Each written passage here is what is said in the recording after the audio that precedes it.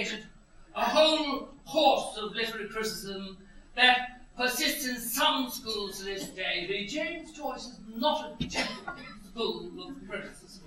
Now, I'll give you a couple of examples of this. Picture, if you will, Paris, 1922, the right bank. A muffled explosion has been heard on the other bank, where a young American woman, Sylvia Beach, has published a novel called Ulysses, and perhaps a little bit miffed by this attention to a junior, George Moore, seated at a table, turns to his companion and says, "Who is this fellow Joyce, anyhow?" That is what my old Latin teacher used to call a rhetorical question. No answer is required, because anyone who asks a question like that imagines they have the answer at their fingertips, and so it was with Moore. He continued, "Why, he's nothing, a nobody from the Dublin docks. No background, no breeding, no cultivation, nothing at all." And my final example of this genre is, for gender balance at least, a woman. An extraordinary, great artist. I speak, of course, of the late Virginia Woolf. Because James Joyce discovered that Virginia Woolf and her husband Leonard had established in Bloomsday in London a small printing press, the Hogarth Press, where they were prepared to risk the publication of experimental prose and verse.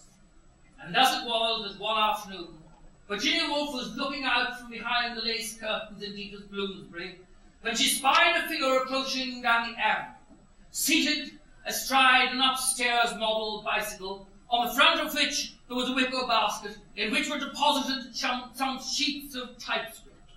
She was wearing her hair drawn back in a tight Quaker bun, and Miss Harriet Weaver, for it was she, was wearing mittens. And at the sight of the mittens, Virginia Woolf behind her curtain became apoplectic with rage. How dare that old Quaker bag turn up in Bloomsbury, the seat of the revolution of the world, the heart of Bohemia, wearing mittens, the irredeemable badge and blazonry of the hated bourgeoisie. But above everything else, Virginia Woolf was a lady. And so, overcoming her qualms, she opened the door, exchanged a few light pleasantries with Miss Weaver, and accepted from her hands the sheets of typescript, and received, as she was later to write, a much nastier shock even than the mittens. For therein she discovered that James Joyce is not a gentleman. He is merely a queasy undergraduate squeezing his pendants and writing down his songs. First there is a man fourths, F-O-R-T-S, and then there is one that P, capital P, of West Universe August. Well, indeed, I ask you, fourth? Forsooth, it was a good old Anglo-Saxon thunderclap of a fart. And, may I say, does it not show the existence of an all-wise, all-seeing, all-merciful God that she did not receive the end of the Calypso chapter of Ulysses, where Leopold Bloom indulges in and enjoys a violently successful bowel movement outside Jackson, number 7, Eccles Street, which provoked H.G. Wells to say that James Joyce, like his fellow countryman Jonathan Swift, suffered from a clerical obsession. In other words, his nose firmly stuck in the lavatory bag. What a cheek! And may I say, in all seriousness, in my official capacity as the founding chairman and life president of the Society for the Prevention of Cruelty to Characters in Fiction, I believe that far from criticising Joyce, we should give him 3 rousing good rounds of applause for putting an end to 250 years of unnatural constipation in English fiction.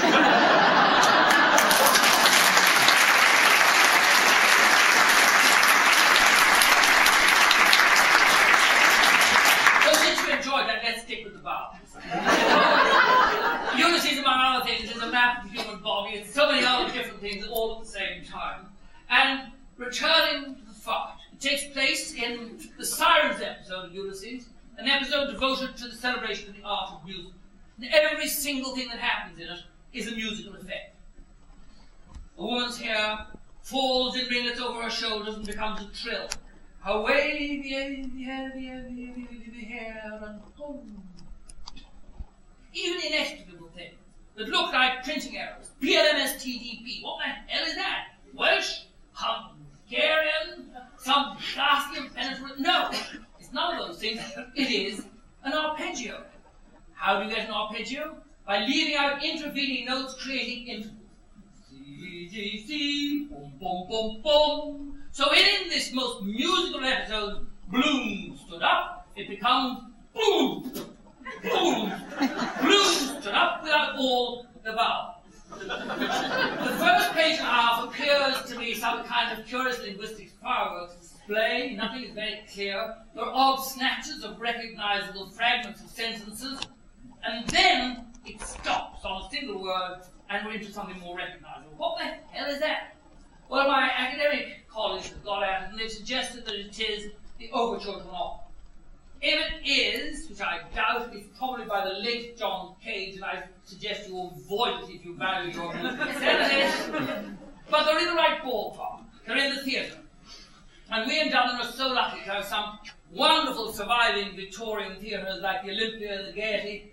And I remember the poor old Queen's Theatre, when the Abbey used to play there after the last fire of 1951. And we used to make our way into the stalls of the gods, carefully unwrapping the cellophane of our sweets so that we would not disturb our neighbours. Such polite days those were. And we'd open up that old-fashioned programme, brown, stiff cardboard, with Mother Ireland and her wolfhound on it, and in the centre pages was the title of the play, the list of characters, and along the bottom that immensely reassuring legend that told us, "This auditorium has been thoroughly disinfected with J's food." And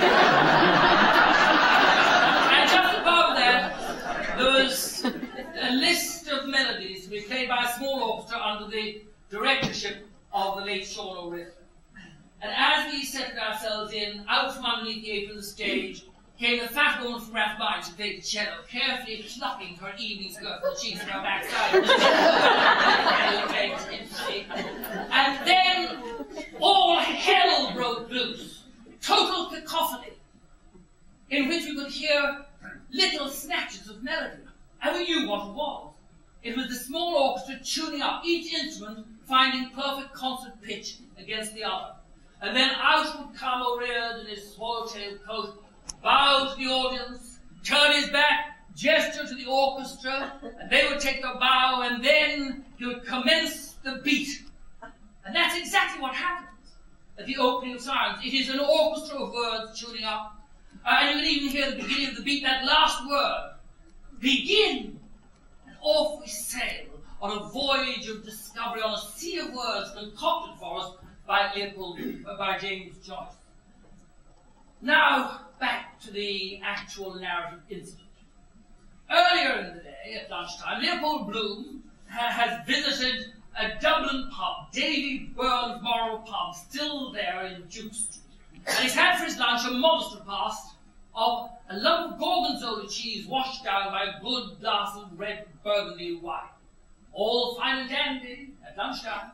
But by mid-afternoon, this mixture has established an effervescence in his intestines. He has become flatulent, and as he walks along the Dublin quays, he realizes to his consternation that he is about to let a huge fart in the face of a woman coming off the side of the street. Always the gentleman, Leopold Bloom, first of all attempts severe constriction of the backside, contain matters, and then he attempts to divert attention by appearing to be engrossed in the window of the curio shop, wherein is displayed an illuminated manuscript that gives us back the words from the dock of the young Irish patriot Robert Emmet at his trial. It all gets mixed up, and then salvation is at hand because Bloom sees a tram in the distance. Not for those at Pete Lewis effort with the rubberized wheel, a good old Victorian flanker with iron wings in his metal glue, and he realizes that at last he is saved.